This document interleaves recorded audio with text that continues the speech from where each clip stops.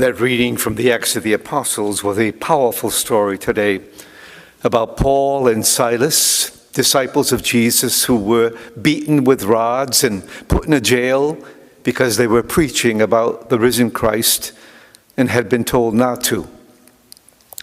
Their jailer had received instructions to put them in a secure part of the prison and chain them to a stake so that they could not escape. And as they prayed and sang, a powerful earthquake struck, and it blew open the doors of the prison, and it loosened the chains that were holding them bound. The guard was terrified, and Paul and Silas were prisoners, but in some ways, so was the guard, also a prisoner at that moment. But he was set free and given a second chance, and he came to believe. Some people hearing or reading this account would probably find it doubtful that this could have actually have happened, but I can attest to something like this happening in the lives of people that I encounter in my ministry as a priest.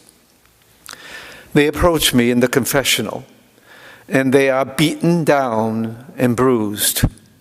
Some are single parents.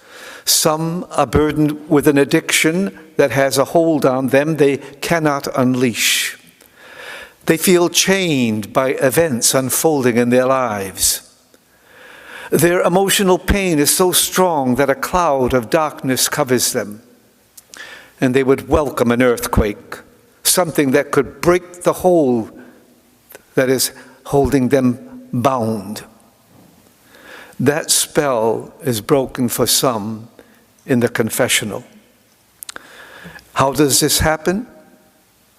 Well, we heard today how it happens. Jesus told us that he would send us the advocate, the Holy Spirit, upon his return to the Father. And Paul spoke words of assurance to his jailer today, telling him not to harm himself. In the confessional, we sometimes have to encourage the penitent not to allow sin to diminish who they are and to harm themselves.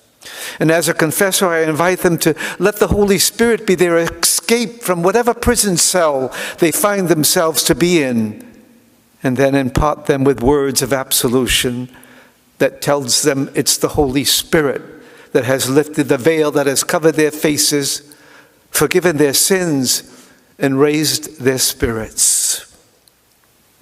In our prayer today, alone or with our families, invite the Holy Spirit to free others from their prisons of self-doubt or pain.